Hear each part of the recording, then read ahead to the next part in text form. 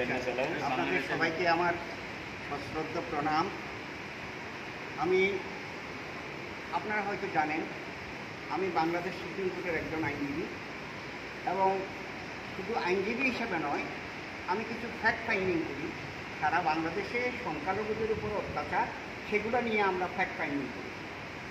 আমার এখন practice 40 years, আর মানবাধিকার করি আমার 35 বছর।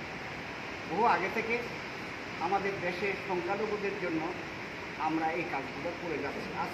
আজকে থেকে না, বহু। আমি 71 সালে মুক্তিযুদ্ধ করেছি দেশে। সেই মুক্তিযোদ্ধা হিসাবে আপনাদের ভারতের অনেক বন্ধু প্রাণ দিতে হয়েছে, সৈনিক প্রাণ দিতে হয়েছে, এদের সঙ্গে আমরাও সামিল ছিলাম। আমি যেখানে যে সেক্টরে আমার যুদ্ধ হয়েছে সেটা হলো আগরতলা সেক্টরে, আমাদের চট্টগ্রাম থেকে কাছে। আমি চট্টগ্রামের বাসিন্দা, মাস্টারদা সূর্য সেনের আমি কাছাকাছি লোক একদম। ওই সময় যদিও বা আমি জন্মগ্রহণ করিনি, আমার বাপ দাদা সবাই ওনার সঙ্গে কাজ করেছে। আমাদের মূল কথা হলো ওখানে যারা সংখ্যালঘু আছে, বিশেষ করে বাংলাদেশে হিন্দু, বৌদ্ধ এবং খ্রিশ্চান, আদিবাসী এবং চাকমা, এদের উপর অত্যাচার নিপীড়ন হয়। এই অত্যাচার নিপীড়নের একদিন নয়, শুধু 71-এর পর থেকে এই অত্যাচার। তাইলে বুঝতেই পারছেন, আজ 53 বছর শেষ হয়ে গেছে। আমার বয়স এখন 67, 66 পারে 67-এ পড়বে, সরি 75, 76 আমার বয়স। হ্যাঁ, আমি লড়াই করেছি। এইটা শুধু পাওয়ার জন্য নয়, আমাদের লড়াইটা করেছি সেটা হলো মানুষকে দান করা। আমাদের একটা মূল উদ্দেশ্য ছিল মানুষকে সচেতন করা এবং মানুষের অধিকার প্রতিষ্ঠা করা। আমরা অধিকার প্রতিষ্ঠার জন্য লড়াই করি। আমরা একটা ঐক্য পরিষদ আছে, আপনারা জেনেছেন কিনা, হিন্দু বৌদ্ধ খ্রিস্টান ঐক্য পরিষদ। কিন্তু দুঃখজনক হলেও সত্য, এই ঐক্য পরিষদ সংখ্যালঘুদের জন্য কিছু করতে পারেনি। ঐক্য পরিষদ পারেনি একটি মাত্র কারণে, সেটা আমি আপনাকে স্পষ্টভাবে বলে দিতে চাচ্ছি। সেটা হলো ওনারা পলিটিক্যাল, আর আমরা কোনো পলিটিক্যাল নয়। আমরা মানুষের অধিকার নিয়ে কাজ করি। আর কেউ আওয়ামী লীগ, কেউ বিএনপি, কেউ জাতীয় পার্টি, এরকম ব্যানারে দিয়ে এই কাজগুলো করতে চায়। সেখানে তখন বিপদ হয়। যেমন আজকে শেখ হাসিনার অবস্থা কী? শেখ হাসিনার অবস্থা হলো সে এখন দেশেও ঢুকতে পারবে না, পারছেও না। ব্যাপারটা হচ্ছে সেও তো অন্যায় করেছে। শেখ হাসিনা যে অন্যায় করেনি তা না, অনেক অন্যায় করেছে। আমরা ফ্যাক্ট ফাইন্ডিং করেছি। আমরা ওনার আমলে 16 বছরের যে অত্যাচার, নিপীড়ন, সেগুলো আমরা ডকুমেন্টেড করে রেখেছি। কারণ ফ্যাক্ট ফাইন্ডিং যখন করতে যাই, তখন আমরা উইদাউট এনি বায়াসনেস আমাদের কাছে নাই। আমরা ফ্যাক্ট ফাইন্ডিং করে সরকারের কাছে জমা দিই। আর একটা হলো ইউনাইটেড নেশনসে আমরা জমা দিই, জেনেভাতে। আমি জেনেভাও ছিলাম, আফ্রিকা ছিলাম, আমি লন্ডন ছিলাম, আমি নেদারল্যান্ডে ছিলাম, আমি ইউরোপের সব জায়গায় ঘুরেছি, বলতে গেলে সব জায়গায়। ফ্রান্সে ছিলাম। এখানে যাওয়ার অর্থটা হলো বেড়ানোর জন্য নয়। আমি গিয়েছিলাম সংখ্যালঘুদের যে একটা অধিকার আছে, ইন্টারন্যাশনাল প্রোটোকল, সেটা কিভাবে করা যায় বাংলাদেশে, সেটা জানার জন্য গিয়েছিলাম। সেখানে আমরা অনেক কিছু আইন জানতে পেরেছি। আমরা এটাকে ইমপ্লিমেন্ট করার জন্য বাংলাদেশে এখনও পর্যন্ত লড়াই করে যাচ্ছি। কীরকম ইমপ্লিমেন্ট? আমরা ইন্টারন্যাশনাল কিছু প্রোটোকল আছে, যেমন শেখ হাসিনা ক্ষমতায় আছে। শেখ হাসিনা ক্ষমতায় থাকলে শেখ হাসিনা কতটুকু সংখ্যালঘুদের জন্য কাজ করেছে সেটা আপনারা সবাই জানেন। উনি ইসলাম রাষ্ট্রধর্ম, গণতন্ত্র, সমাজতন্ত্র, ধর্ম নিরপেক্ষতা এবং জাতীয়তাবাদ, এই 4টা মূলনীতি ছিল আমাদের সংবিধানে। 4টা মূলনীতির মধ্যে এরশাদ, যিনি ওখানকার প্রেসিডেন্ট ছিলেন জাতীয় পার্টির, উনি ইসলাম রাষ্ট্রধর্ম করেছেন। তার মানে কি? আমরা 71 সালে মুক্তিযুদ্ধ করে দেশটা স্বাধীন করলাম, সবাই মিলে, হিন্দু, মুসলমান, বৌদ্ধ, খ্রিস্টান সবাই মিলে স্বাধীন করলাম। আর ওনারা বলেছে যে কি না, ইসলাম রাষ্ট্র জন্ম করতে হবে। তার মানে আমরা সেকেন্ড ক্লাস না, আমরা থার্ড ক্লাস সিটিজেন হয়ে গেছি। এগুলো নিয়ে আজকে ছোটোবেলা থেকে লড়াই করছি, এখনও করে যাচ্ছি। এখন আমি ভয়ে বাংলাদেশ ছাড়ি নাই, এটা আপনাদের বলে রাখি। বাংলাদেশ একমাত্র ছাড়তে হলো আমি অসুস্থ ছিলাম, আমি চিন্ময় প্রভুর জন্য লড়াই করেছি, এর থেকেও বেশি কাজ করেছি, আপনারা হয়তো জানেন না। সংখ্যালঘুদের যে ডকুমেন্টেশন যেটা করেছি সারা বাংলাদেশ, ইউরোপিয়ান ইউনিয়ন জানে, পার্লামেন্ট, ব্রিটিশ পার্লামেন্ট জানে। আমি ব্রিটিশ পার্লামেন্টেও বক্তৃতা রেখেছি, আপনার House of Commons, House of Lords, এই দুইটা জায়গায় আমি বক্তৃতা রেখেছি। ওখানে এগুলা লিপিবদ্ধ আছে। আমি ছাড়ার পাত্র না, আমি মরে যেতে পারি। আমি আহত হয়েছি, নাইলে 17 থেকে 18 বার আহত হয়েছি বাই দি মুসলিম টেররিস্ট, কিন্তু আমি কাজ ছাড়ি না। আমি বললাম যে আমি করে যাব, কিন্তু আমি অবসর নেব না। আমার এখন কাজ করার উদ্যোগটা কেন পাচ্ছি, আমার মধ্যে যে একটা জিনিস, আপনারা হয়তো, আমি বৃদ্ধ হতে পারি, কিন্তু আমার মনের মধ্যে একটা জোর আছে, আমি সাকসেসফুল হব এবং হয়ে যাব আশা করি, আমি আশাবাদী। আরেকটা আপনারা হয়তো জানেন যে বাংলাদেশে আমরা আসলে শেখ হাসিনাকে ভালোবাসতাম, শেখ হাসিনাকে আমরা ভোট দিয়েছি, কিন্তু নাই মামার চেয়ে কানা মামা ভালো। আমাদের তো কেউ নাই, এখন একজনকে সাপোর্ট করতে হবে না, এই জন্য শেখ হাসিনাকে সাপোর্ট করেছিলাম। কিন্তু শেখ হাসিনা ইসলাম রাষ্ট্রধর্ম রেখে দিল কেন সংবিধানে, বলুন? এটাই তো আমাদের মূল কথা। আপনি সংবিধানে ইসলাম রাষ্ট্রধর্ম রেখে আপনি কোনো জাতি চলতে পারে না, দেশ চলতে পারে না। আমরা এটা প্রতিবাদ করি, কিন্তু এখন যে অবস্থা আপনারা সবাই জানেন, খবরও রাখেন। উনি তো মানে আমাকে সবসময় বলে থাকে আমি খবরাখবর, অনর্গল খবরাখবর রাখি। প্রতিদিন, গতকালকেও ঘটনা ঘটেছে কক্সবাজারে, গত পরশুদিন ঘটনা ঘটেছে নেত্রকোনা, এর আগের দিন হয়েছে ময়মনসিংহ, এর পরে হয়েছে রংপুর। এগুলো প্রতিদিন একটা না একটা খবর আপনি পাবেন। আমাদের কাছে পৌঁছিয়ে দিচ্ছি, আমাদের মানবাধিকার কর্মীরা আমাকে পৌঁছিয়ে দিচ্ছে। আমি এখান থেকে টেলিফোন করি এসপি, ডিসি, এডিশনাল এসপি, তারপরে ওখানে গভর্নমেন্টের পার্টিকুলারলি ডিসি, ডেপুটি কমিশনার থেকে আরম্ভ করে সবাইকে আমি টেলিফোন করি, জানতে চাই যে ঘটনা কী। তারা বলে আমরা কেস নেব বলেছে, কিন্তু কেস নেয় না। হয়তো 17-18 দিন চলে গেল, এখানে ভুলেই যায়। আর যখন এটা দেরি হয়ে যায়, কেস নেওয়ার আর কোনো টাইম থাকে না, তখন আমরা ইন্টারভেন করি এখান থেকে। আমি সরাসরি ইন্ডিয়ান এমবাসি ঢাকা, ওনার সঙ্গে আমার খুব একটা সম্পর্ক আছে ভালো। আমি ওনাকে বলি আমি আসতে পারছি না, কারণ আমার এখান থেকে আমাকে দিতে দেওয়ার কথা ছিল, ওই মানে আমাকে এখান থেকে ছুটি দেওয়া, এটা এখনো পাইনি। হ্যাঁ, তো যা হোক, এখন আপনাদের কাছে আমাদের একটা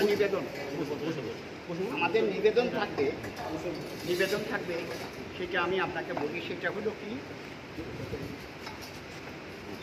আপনারা সবাই আমাদেরকে ভালোবাসেন, আমাদেরকে বিশেষ করে যারা বাংলাদেশ থেকে লড়াই করে যাচ্ছে তাদেরকে ভালোবাসেন।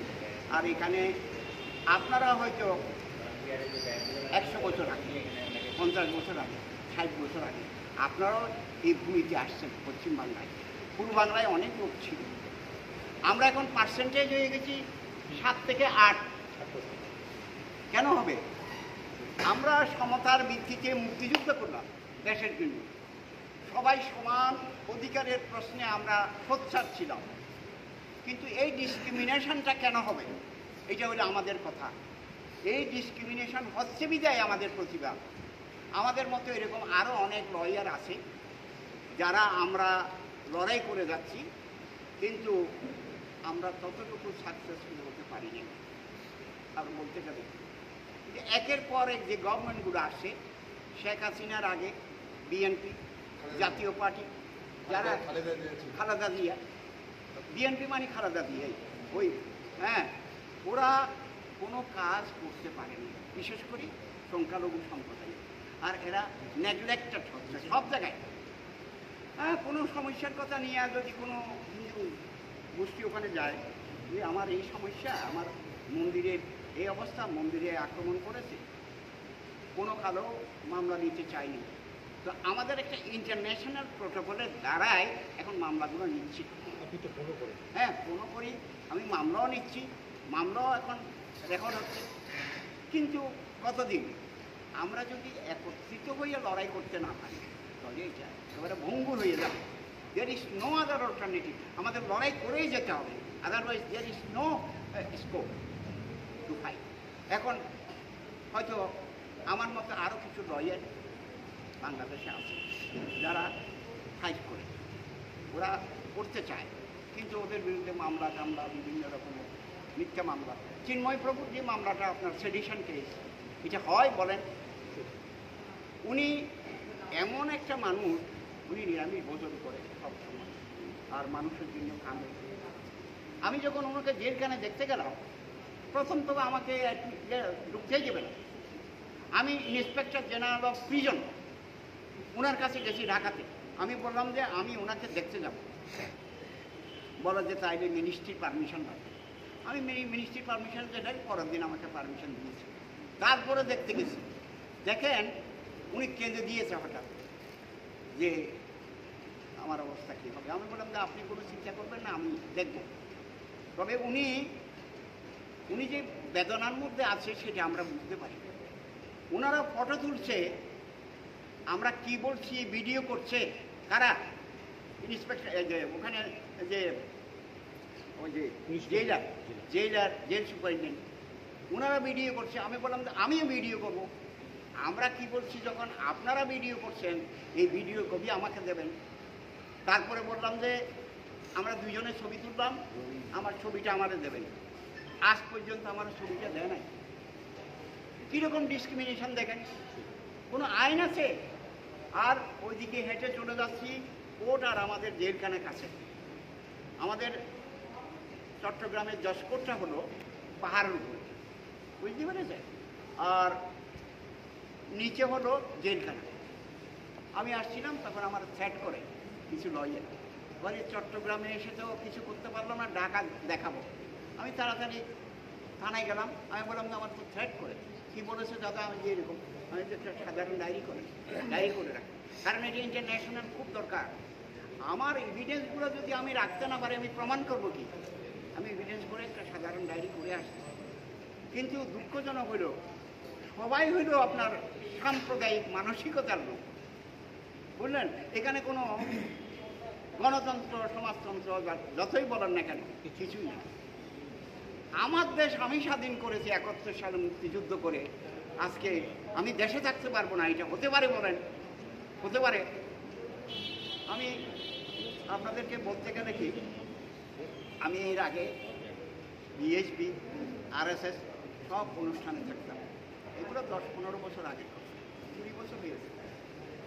এই যে আপনাদের প্রাইম মিনিস্টার মোদিজি, উনি যখন চিফ মিনিস্টার ছিলেন ওনার এলাকায়, তার মানে ওই হ্যাঁ, তখন ওনার সঙ্গে আমরা দেখা করেছিলাম। তখন একটা প্রতিনিধি দল আমরা গিয়েছিলাম, দেখা করে উনি বেশিক্ষণ না 1 মিনিট কথা বলেছেন। কথা বলার সময় অনেক দেশ থেকে লোক আসছিল, হিন্দুরা। আমি 1 মিনিট কথা বলেছিলাম, শুধু উনি একটা সাংবাদিককে দেখে বলে দিলেন যে ওনার স্টেটমেন্টগুলো তোমরা রেকর্ড করে দাও। পরের দিন দেখলাম আমার ছবি সহ পরের দিন পেপারে চলে আসছে, আমার নাম সহ। আমি লালকৃষ্ণ আদবানির সঙ্গে দেখা করলাম, এগুলো 20 বছর আগের কথা বললাম। তখন উনি আমাকে খুব ভালোবাসতেন, আমি যে কাজগুলো করি উনি জানেন। তারপরে আপনাদের আগের যে প্রধানমন্ত্রী অটল বিহারী বাজপেয়ী, ওই সেমিনার সিম্পোজিয়ামে দেখা হয়, এমনি তো দেখা হয় মনে। আমি যখন বলছি আমাদের এখানে একটা ব্ল্যাক ল আছে, এনিমি প্রপার্টি অ্যাক্ট, মানে এনিমি প্রপার্টি অ্যাক্ট মানে বেস্ট, এখন করেছে বেস্টেড প্রপার্টি অ্যাক্ট। এটা সম্পর্কে যখন বলতে গেলাম, তখন এই মাননীয় প্রধানমন্ত্রী তখন উনি শুধু একটা কথা বলেছেন, লুক ইনটু দি ম্যাটার, আমরা ক্ষমতায় আসলে আমরা এটা দেখব। এই কথাটা বলেছে, কিন্তু আমার মনে আছে এখন লালকৃষ্ণ অটল বিহারী বাজপেয়ী।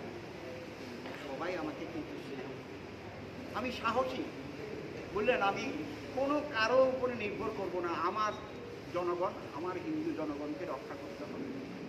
আজকে আমি এখানে এসে যা দেখলাম, এখানেও তো দেখি যে মানে একই অবস্থা হয়ে যাচ্ছে। তো যা হোক, আপনাদের কাছে আমাদের নিবেদন হবে যে সহযোগিতার মাধ্যমে কীভাবে সংখ্যালঘুদেরকে রক্ষা করা যায় সেটা সবাই একটু মিলিত। দুর্গা পুজো কেমন হয়? দুর্গা পুজো, হ্যাঁ, দুর্গা পুজো হয় ওখানে? দুর্গা পূজা হয়। দুর্গা পূজা অনেক, ধরেন এটা কেন হয় বলি, সেখানে তো ইন্টারন্যাশনালি দেখাতে হবে যে বাংলাদেশে একটা অসাম্প্রদায়িক দেশ। দুর্গা পূজা করে দেখাতে গেলে কিছু মন্দিরে, ধরেন 100-200 মন্দিরে পূজা করলো, ওখানে কিছু কিছু টাকাও দেয় গভর্নমেন্ট। এবার দেবে কিনা জানি না, তখন পূজা হয়। কিন্তু পরের দিন দেখবেন যে মন্দির ভাঙা আরম্ভ হয়ে গেছে পরের দিন। তাইলে এটা দেখানোর জন্য, শুধু পৃথিবীকে দেখানোর জন্য আমরা শান্তিপূর্ণ সহাবস্থানে বসবাস করি, বুঝতে পেরেছেন? এছাড়া কোনো 2 বছর আগে তো পুজোর মধ্যে